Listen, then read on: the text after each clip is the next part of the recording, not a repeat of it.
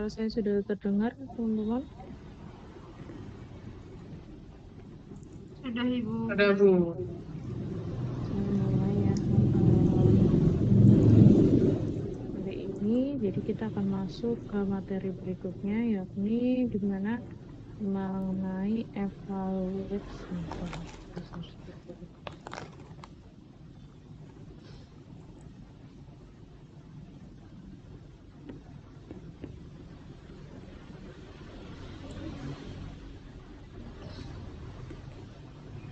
Sudah terlihat?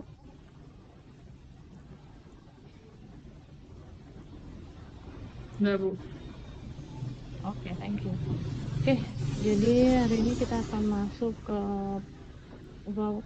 tahapan yang lainnya, di mana tahapan ini kita akan belajar bagaimana mengevaluasi. Tentunya teman-teman pasti sudah pernah dan melakukan disability testing, lalu mungkin kemarin UEKI dan lain sebagainya. Nah, karena kemarin kita belajar mengenai UEKI, maka di sini saya akan mengulik kembali apa aja sih yang bisa dilakukan selain UEKI dan juga UT atau usability testing. Jadi masuk ke tahapan UCD, yang mana tahapan UCD itu adalah akhir dari UCD itu adalah evaluate against requirement. Jadi bagaimana kita mengevaluasi apakah sebuah desain yang kita buat dari Hi-Fi kemarin itu sudah sesuai dengan kebutuhan dari usernya dan juga sesuai dengan desain yang dibutuhkan. Nah, jika sebelumnya kita fokus pada membuat desain, maka sekarang kita fokus pada bagaimana memastikan desain tersebut benar-benar berhasil digunakan oleh pengguna, dan juga desain itu tidak boleh hanya dinilai dari estetikanya, tapi juga harus semua keputusannya berdasarkan evaluasi dan juga data pengguna. Oleh karena itu, tahapan ini sangat penting sehingga berdasarkan ISO 9241210, di mana itu membahas mengenai human computer interaction, human centered design atau user centered design, maka di sini mengatakan bahwa bagaimana sih kita melihat interaksi antara sistem itu benar-benar sudah diimplementasikan dalam sebuah sistem tersebut. Jika memang perlu ada evaluasi, maka memang harus diperbaiki dan dilakukan secara iteratif untuk proses UX tersebut. Nah, balik lagi kepada apa pengertiannya, sebenarnya intinya sama, mereka akan fokus kepada 3 aspek. Yang pertama effectiveness, efisiensi, dan satisfaction. Nah, 3 hal ini itu adalah yang kita ukur biasanya di usability testing, ya. Itu pasti kita akan ukur ketiganya. Mungkin yang effectiveness dan efisiensi kita bisa lihat menggunakan Maze, ya, Maze atau Maze. Nah, satisfaction-nya kita bisa menggunakan yang namanya kuesioner atau UEG tadi.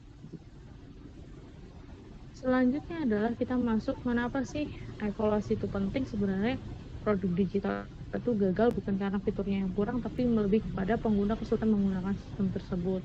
Maka dari itu perlu evaluasinya. Nah, manfaatnya ini di mana yang pertama kita bisa tahu masalah kegunaannya lebih awal, lalu bagaimana membuat keputusan berdasarkan data, bukan sebuah asumsi saja atau opini dari tim tersebut. Lalu kita akan masuk ke jenis-jenis. Oh ya Allah, Masya Allah, kita belum masuk ke ini ya, belum berdoa terlebih dahulu ya.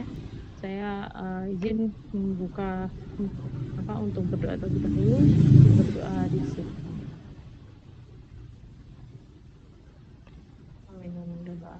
Oke. Nanti kalau misalnya memang suara saya kurang jelas didengar, teman-teman bisa interupsi ya. Dan silakan nyalakan kameranya ya, masing-masing dari teman-teman semuanya.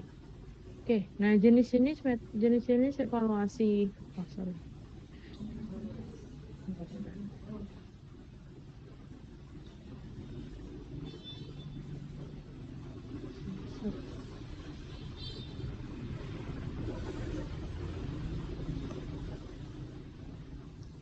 Oke. Masuk ke jenis-jenis evaluasi UX, di mana jenis-jenisnya setiap metode pasti memiliki kelebihan dan kekurangan. Nah, sebenarnya untuk pembagiannya, kalau kita tidak berdasarkan metode, sebenarnya ada 4 ya yang utama evaluasi itu. Kalau kita bicara tentang evaluasinya ya, bukan metodenya. Nah, jenis-jenis evaluasinya ada 4. Yang pertama expert base, yang kedua adalah user base, atau yang ketiga adalah user survey feedback evaluasi, atau juga kita bisa menggunakan data analisis. Nah, expert base sendiri itu biasanya kita menggunakan yang namanya HE atau heuristic evaluation, itu yang paling sering kita pakai.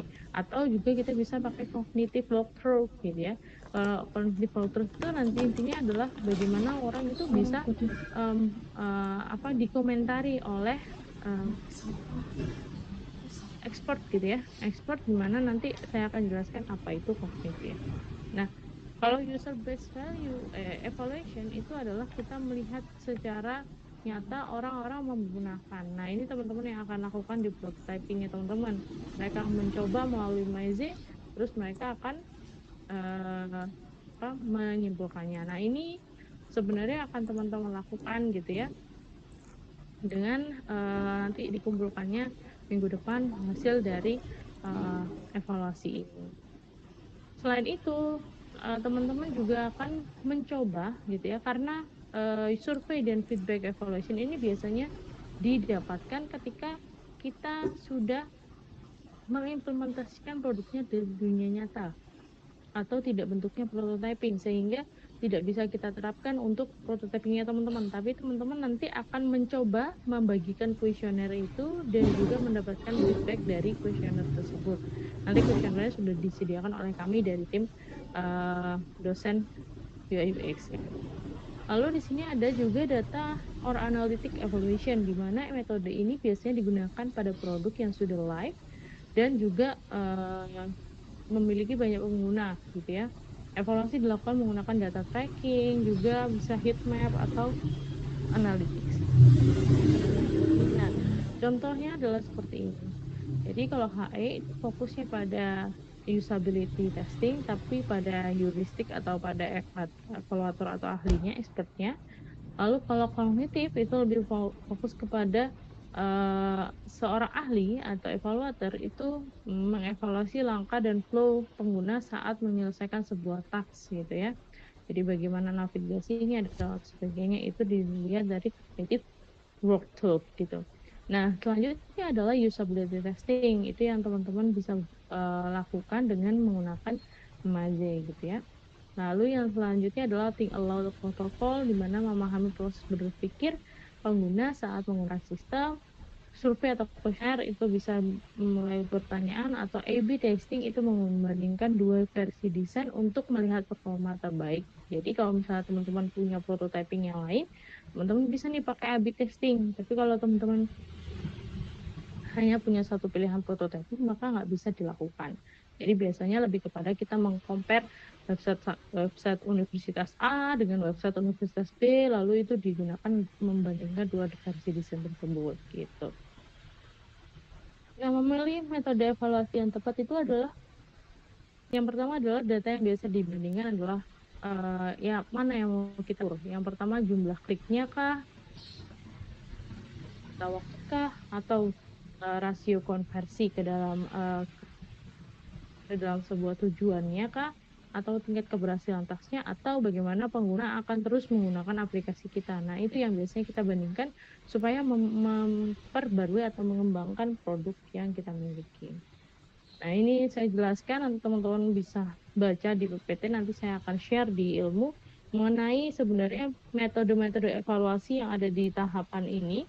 Nah, ini tuh lebih jelas. Jadi nanti saya akan kasih satu PPT yang isinya menjelaskan heuristic evaluation itu apa, kognitif itu apa, lalu usability testing itu apa, dan sebagainya itu apa. Gitu. Sehingga teman-teman bisa menentukan bahwa kalau tahap awal desain itu teman-teman bisa menggunakan yang namanya heuristic evaluation, gitu ya, atau cognitive walkthrough. Jadi nggak hanya HE. Nah, lanjut selanjutnya pada tahap prototyping interaktif yang teman-teman bisa pakai hi-fi prototyping yang teman-teman buat, itu teman-teman bisa melakukan usability testing atau think aloud protocol.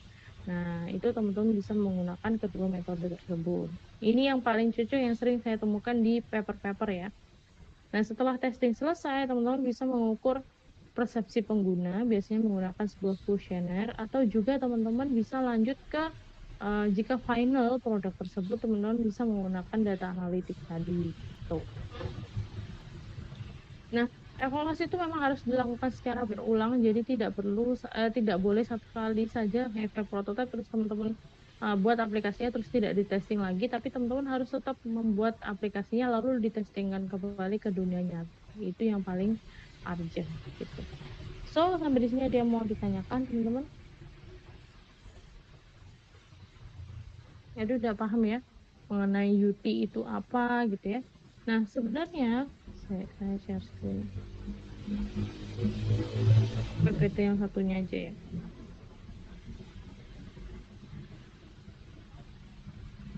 Nah, ini saya lihatkan sedikit ya PPT yang satunya.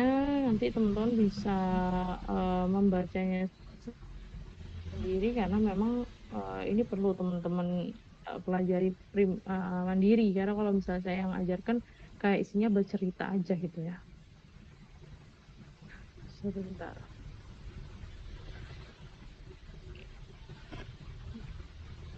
Ya. Jadi di sini nanti teman-teman akan jelaskan heuristic evaluation itu apa, bagaimana cara kerjanya, mengapa HE itu penting, terus poin-poin atau variabel heuristic evaluation itu prinsipnya apa saja, lalu toolsnya apa saja, kognitif itu juga seperti itu ya. Toolsnya apa aja itu bisa teman-teman lihat di sini ya.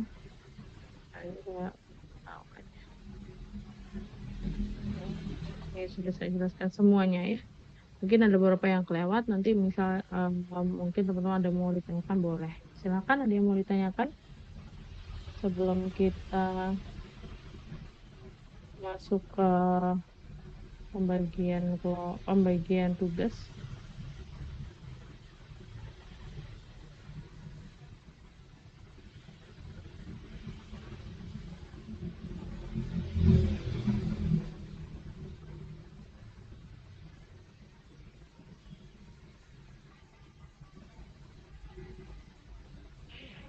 Ya, silakan. Permisi Bu, apakah suara saya sudah terdengar Bu? Sudah. Oke Bu. Jadi saya sebelumnya sudah chat ke Bu Reisa, tapi ternyata bukan Bu Reisa yang mengajar ya Bu ya. Jadi, Ya. nah ini kan kelompok kami kan deadline hari ini kan ada yang ini ya Bu, yang melanjutkan yang hi-fi itu ya Bu ya, game masking. Nah itu kelompok kami ada yang mau dikonsultasikan, itu apakah dilakukan sekarang atau setelah kelas ya Bu? Oh, oke. Itu terkait prototypingnya. Ya, ya Bu. Sebenarnya kalau terkait prototypingnya, konsultasinya ke Bu Reisa. Karena pada dasarnya untuk hasil dari prototyping itu, kalau kita lihat di ilmu, itu apa namanya pengumpulannya itu dianulir sama dipegang sama Bu Reisa sehingga boleh sebenarnya dengan saya, tapi nanti saya coba konfirmasi juga ke Bu Reisa ya terkait hal tersebut. Kalau hari ini ya, kalau hari ini saya belum bisa juga sih Mbak. Besok juga full di jadwal saya masih atur. Nanti coba tetap kamu follow up aja di chatnya Bu Reisa karena pada dasarnya untuk high fidelity itu dipegang Bu Reisa semua gitu, Lofi dan high fidelity-nya testingnya baru ke saya gitu. Ya, oke deh Bu, baik Bu, terima kasih Bu. Sama-sama. Ada lagi? Emang apa Pak pertanyaannya? Nggak apa-apa Pak. Saya coba bantu jawab dulu deh daripada kamu bingung. Apa yang kamu tanyakan dari prototypingmu?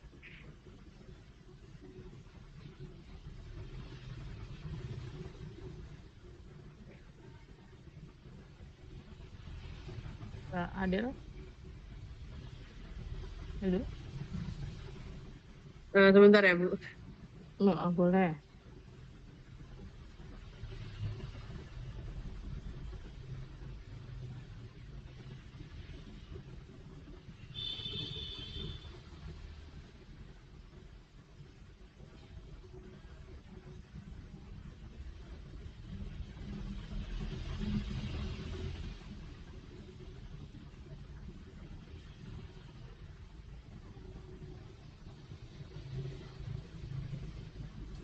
Mungkin nanti ya deh Bu. Saya Iya, Wes. di sini tiba-tiba dipanggil. Oke. Oke. Oke, ada lagi yang mau ditanyakan? Silahkan.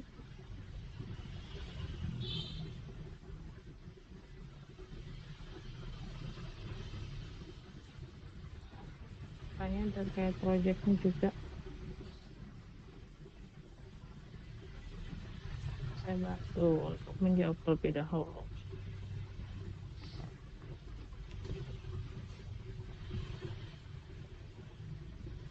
Silahkan.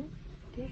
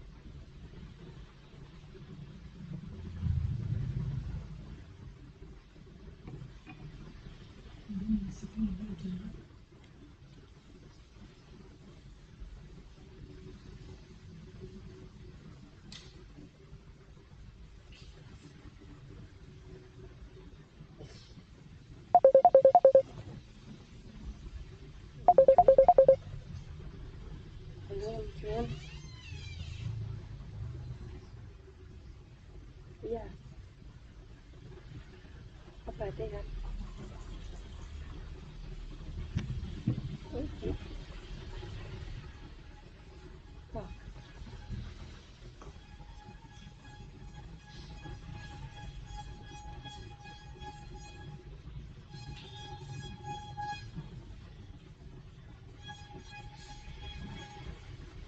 belum ada ya. Kita lanjut ya. Jadi untuk tugasnya hari ini kan kalian harusnya sudah menyelesaikan apa namanya high fidelity-nya. Nah, harusnya sih kalau hari ini harusnya kemarin ya Senin sampai Rabu ya konsultasinya. Mungkin kalau misalnya memang hari ini mau konsul nggak ada jadwalnya gitu. Saya nggak tahu ya apakah Bu Reisa ada apa nggak untuk di hari ini di jam setelah pelajaran atau jam 2 misalnya ya atau jam 3 gitu ya. Kalau saya jam 3 nggak bisa gitu nanti kalaupun kalian mau menanyakan silahkan sekarang ditanyakannya karena jam 3 saya nggak bisa. Kalau sebelum jam 3 oke, masih bisa ya. Jadi untuk tugasnya ada dua teman-teman karena tadi saya sudah sampaikan bahwasanya nanti kita akan melakukan dua testing ya. Jadi hari ini memang testing di UI UX itu tidak fokus pada satu aja yang dimana teman-teman akan melakukan yang pertama adalah usability testing ya. Jadi yang biasa teman-teman lakukan sudah pernah ini sering kali teman-teman lakukan yakni ada prototype lalu teman-teman akan menyusun tes skenario. Tes skenario itu disusun tidak boleh mengarahkan dan tidak boleh detail. Maksudnya tidak boleh detail itu intinya orangnya disuruh klik ini, tapi lebih kepada orangnya disuruh ngapain sesuai tugasnya gitu ya. Tes skenario-nya dibuat sesuai dengan role yang dimiliki, role yang kemarin teman-teman sudah tentukan di high five tersebut. Lalu yang ketiga, teman-teman lakukan usability testing dengan cara Maze, ya, Maze atau Maze. Teman-teman lakukan itu seperti yang waktu di MK dan teman-teman akan memiliki nilai satisfaction, lalu juga effectiveness dan efisiensi. Jadi satisfaction teman-teman tidak miliki. Lalu dokumentasikan testing tersebut. Bagaimana dokumentasinya? Teman-teman hitung efisiensinya, lalu efektivitasnya, lalu juga teman-teman bisa menggunakan Maze tadi melihat dari indirect dan juga directnya gitu ya. Ini yang tugas kelompoknya dan dikumpulkan di minggu depan ya. Lalu untuk besok ya, ada tugas yang namanya tugas individu. Ini gampang sebenarnya. Gampangnya adalah teman-teman akan mencoba mensurvei dirinya sendiri aja dulu. Jadi ada kuesioner yang sudah saya buat, ya. Terus teman-teman akan melakukan eh, apa namanya, membagi kelompoknya menjadi fakultas yang telah ditentukan. Tadi kan sudah saya tentukan di G-Sheet ya. Jadi teman-teman buka Google Sheet-nya. Misal contoh di sini dilihat ya Google Sheet-nya. Saya share screen all dulu.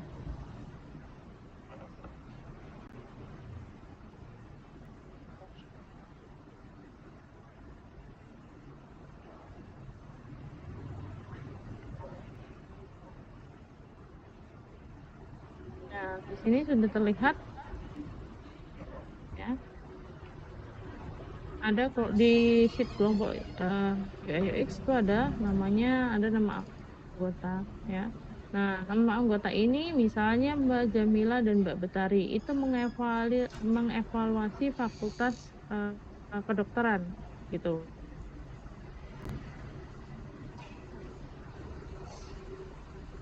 Dan teman-teman mengisi kuesioner yang ada di sini dan juga melakukan eksplorasi ke website tersebut dan mengisi link kuesioner yang sudah saya sediakan. Nah, selain itu, setelah itu teman-teman ini besok dilakukan. Nah, dikumpulkan besok. Untuk minggu depannya, teman-teman sudah harus melakukan evaluasinya ke apa namanya, fakultas sebenarnya. Saya ulangi ya tahapannya berarti. Sebentar saya share screen. Tahapannya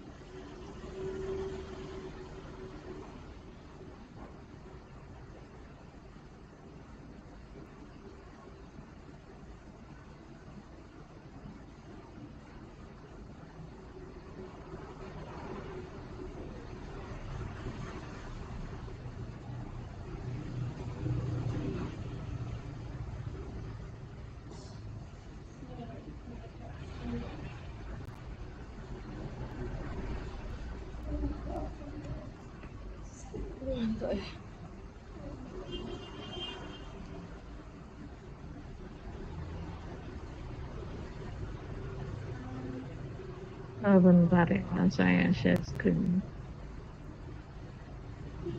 Tadi.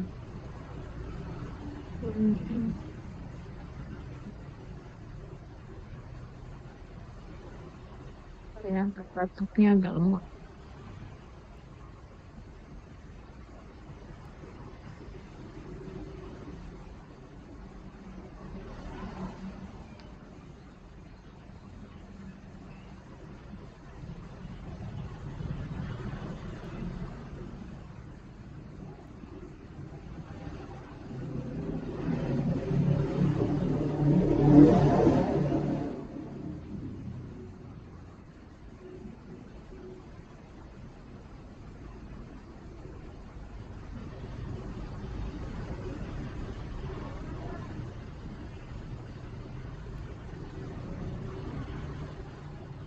Kita saya.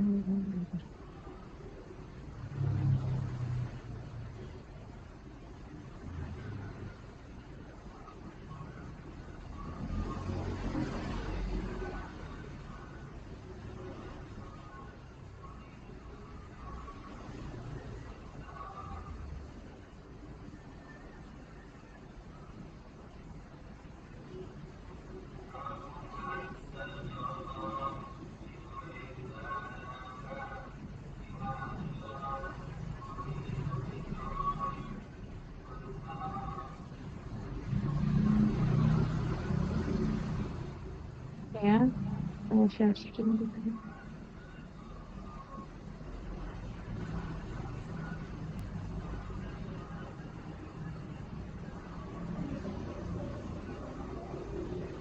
ulangi ya teman-teman. Bentar. Lama sekali deteksinya. Ya, ditunggu.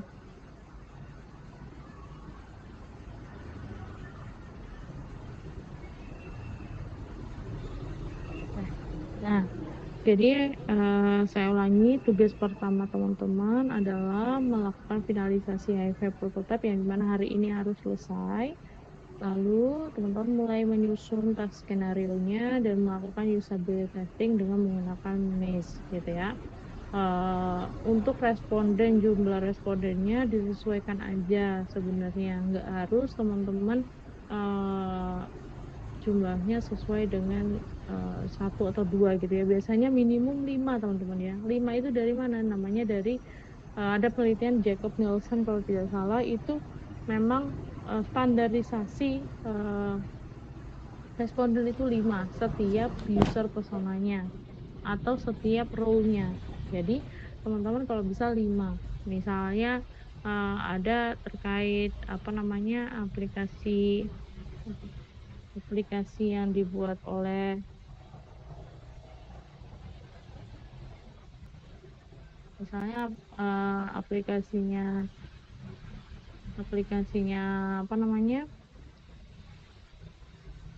sebentar, ini kemarin lihat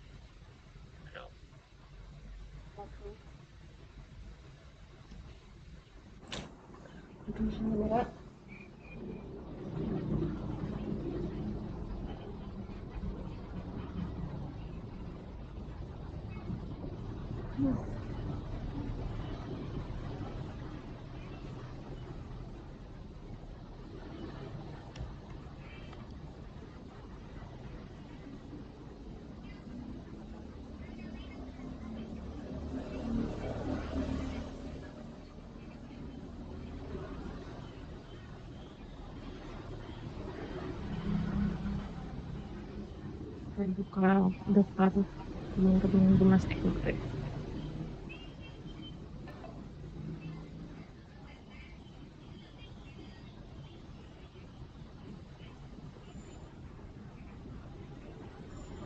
Kemudian laptopku bentar ya, soalnya habis running program saya jadi kayak gini ada laptopnya.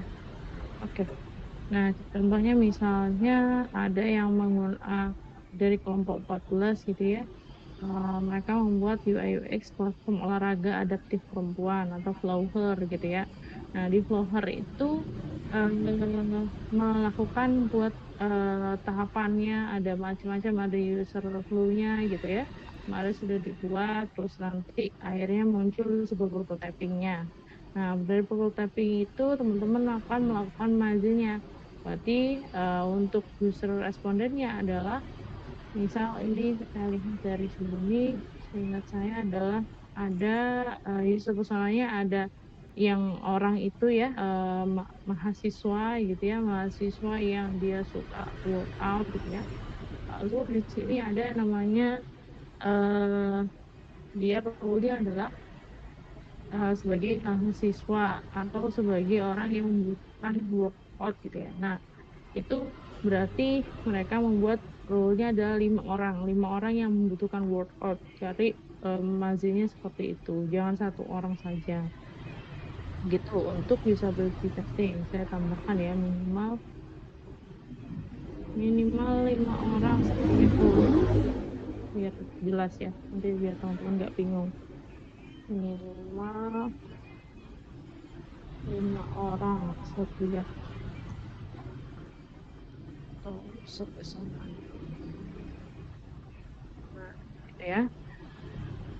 Responden. Jadi bisa pakai itu. Nah, lalu dokumentasikan testingnya dengan cara teman-teman hitung efisiensinya, efektivitasnya. Teman-teman bisa lihat di materi usability testing. Oke, selanjutnya adalah tugas individu ya. Tugas individu dan kelompok sih sebenarnya, ini nggak harus individu ya. Jadi yang individu itu hanya yang ada di sini ya, 1 dan 3. Nah, ini udah kelompok ya. kelompok. Biar jelas ya.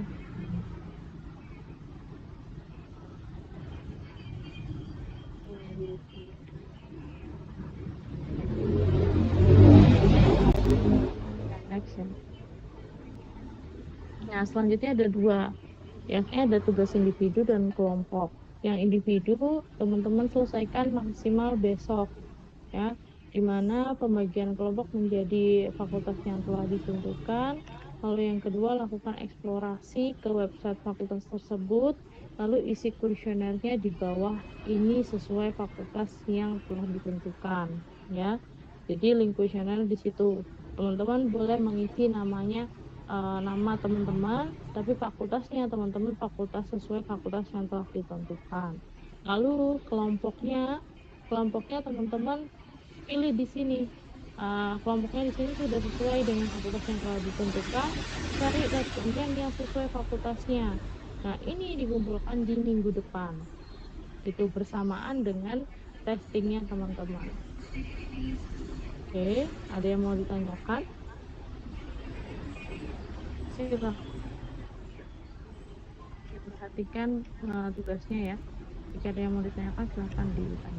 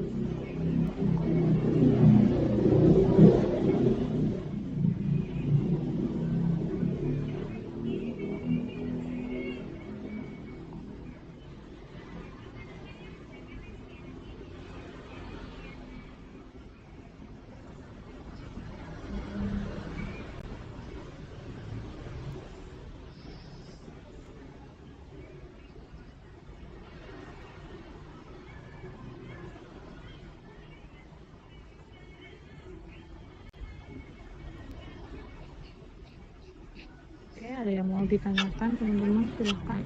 Sebelum saya persilakan untuk teman-teman mulai mengerjakan yang individu ya. Di situ sudah ada fakultasnya, contohnya saya contohkan beberapa orang gitu ya. Misal ini saya setting sheet-nya ya. Maka sudah terlihat sheet-nya? Sudah, Bu. Oke, misal contoh Mbak Jamila dan Mbak Betari. Hari ini sampai dengan besok, deadline-nya adalah teman-teman mengisi, teman-teman explore, misalnya membuka sensor skin aja deh. Bentar.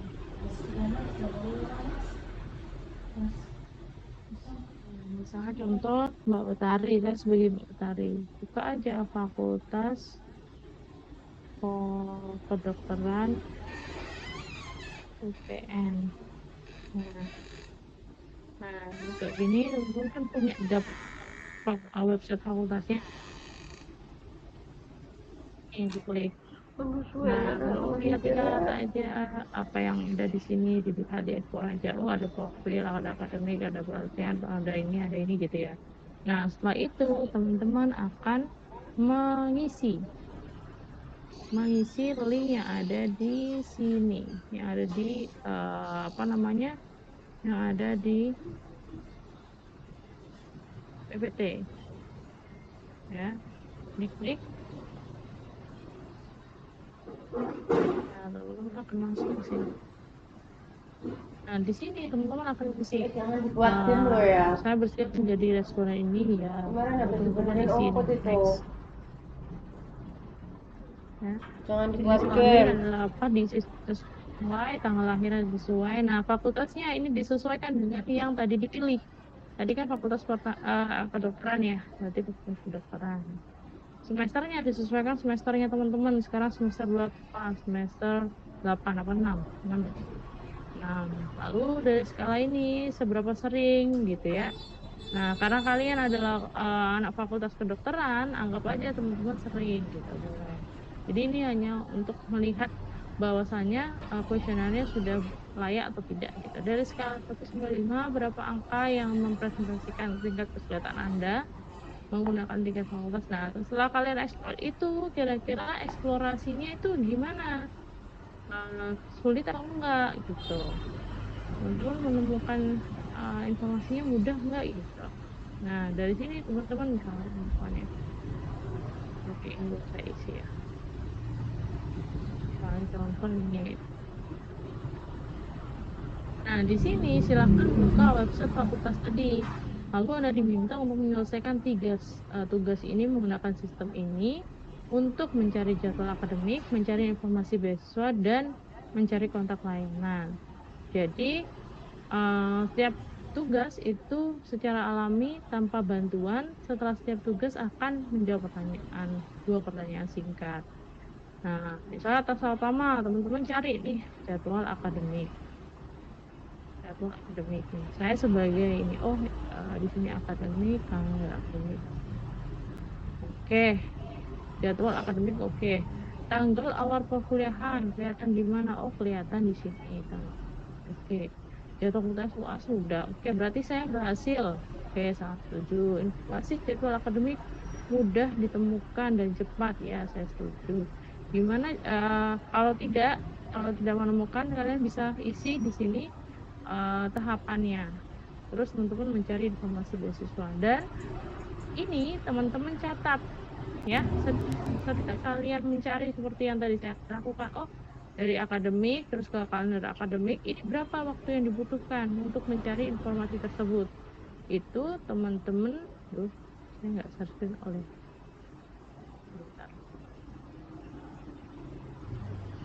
Nah, teman-teman catat sesuai yang ada di pertemuan 13 yang di metode. Hal-hal yang biasa diamati. Yang pertama, apakah pengguna berhasil menyelesaikan teks? Terus berapa lama waktu penyelesaian teks? Di bagian mana pengguna merasa bingung dan kesulitan itu muncul? Lalu apakah pengguna melakukan kesalahan dan bagaimana reaksi pengguna? Atau teman-teman bisa menggunakan item yang ini juga, 5 ini. Terserah, mau boleh yang pakai yang ini atau yang sama 5 ya, itu sama-sama, intinya sama kok. Ya, jadi teman-teman catat ini gitu. Selain dia melakukan kuesioner ini. Kuesioner dia pakai HP gitu. Berarti isi kuesionernya cepet nggak atau kuesionernya harus kuesioner terus buka website atau gimana? Sebaiknya kuesioner website. Kenapa?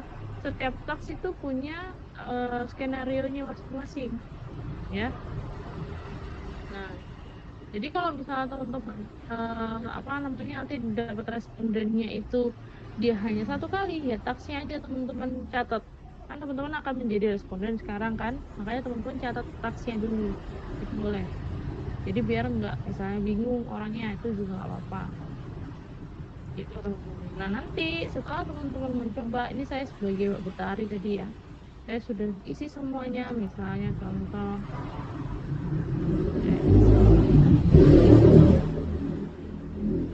isi yang taks. Nah, saya akan masuk ke pertanyaan lain. Nah, ini dijawab sesuai pengetahuan teman-teman di Fakultas Pertanian. Jadi Fakultas Kedokteran begitu. Sama halnya dengan kelompok yang lain.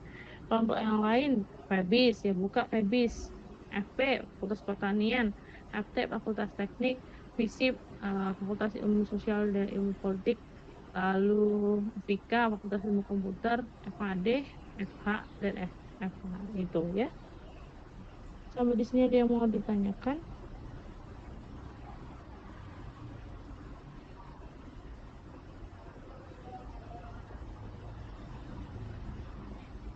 Silakan.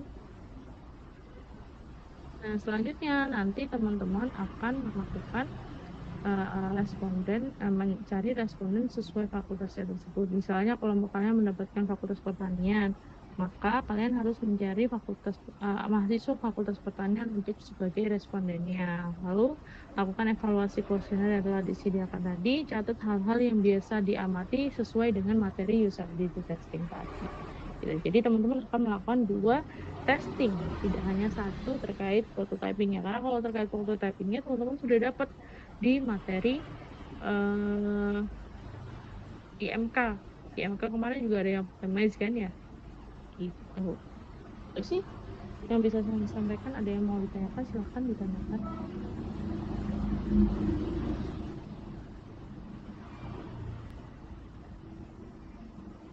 Silahkan ditanyakan.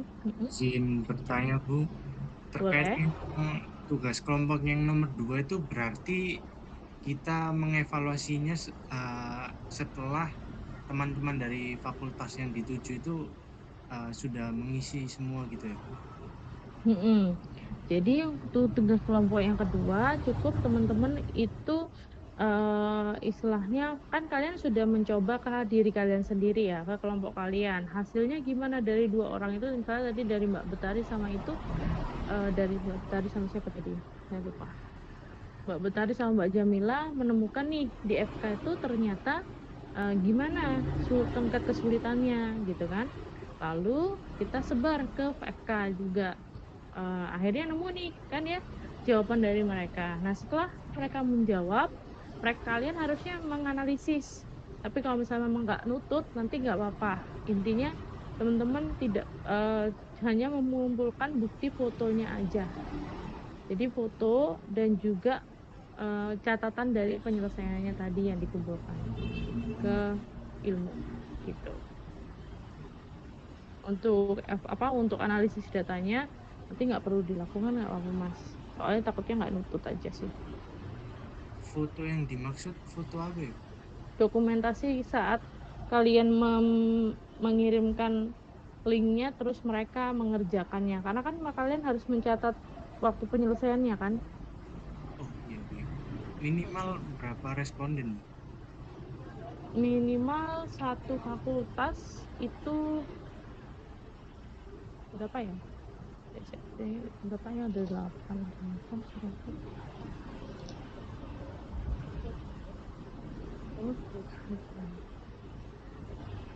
30 Mas, 30. Tapi itu total sih, total satu fakultas nggak apa-apa. Kalau misalnya dari satu kelompok dapat 30 bagus, tapi kalau misalnya enggak, kan itu tadi ada yang 2 ya. Ada yang berdua misalnya FK gitu ya. Nah, itu 15 itu juga boleh. Baik Bu, terima kasih Bu. Kalau bisa semesternya berbeda ya. Berbeda ya. Jadi jangan satu semester. Baik Bu. Thank you. Ada lagi?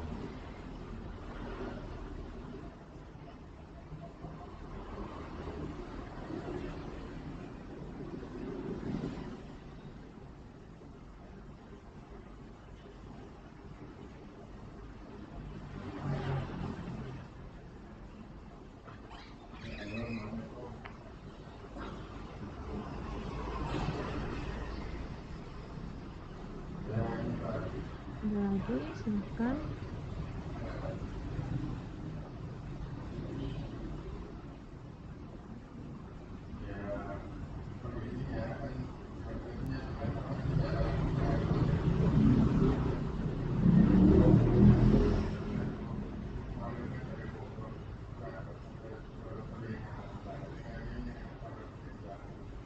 Ya, ada pertanyaan sebelum saya akhiri kelasnya. Ada pertanyaan terkait tugas yang sebelumnya, high fidelity-nya atau tugas yang ini? Silakan teman-teman boleh bertanya.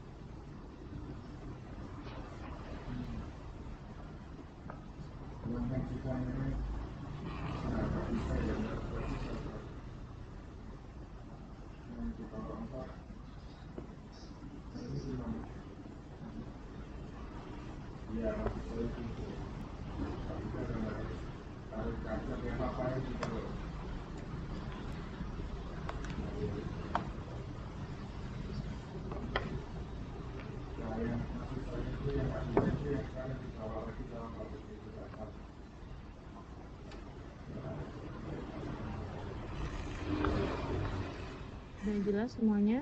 Kalau sudah jelas, teman-teman bisa chat jelas di kolom chat ya, supaya saya tahu bahwa udah clear semuanya.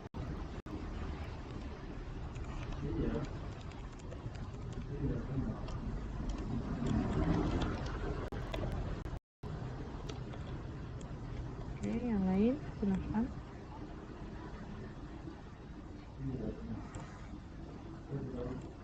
Ya, udah clear ya.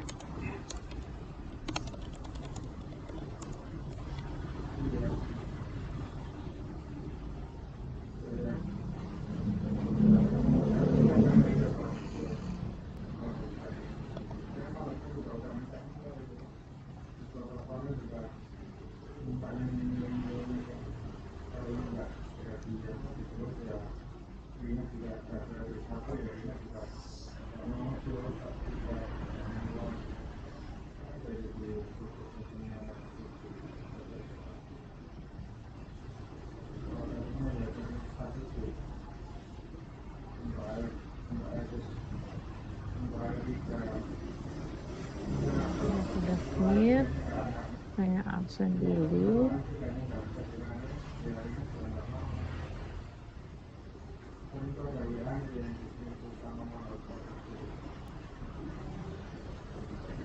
Debrina, Doni,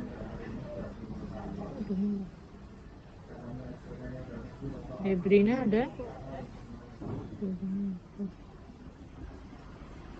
Oke, saya sebentar. Tiara, Siti,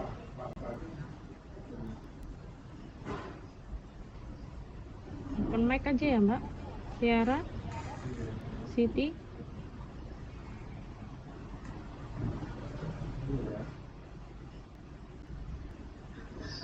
halo. Tiara, Siti Anissa, udah? Oh, mic saya nggak. Ibu. Edra atau Vive Diniar, Hadir Ibu. Nurhaliza, Hadir Bu. Hadir Ibu. Leilani, Hadir Bu. Bayu, Hadir Bu. Dinda, Hadir Bu. Zaki,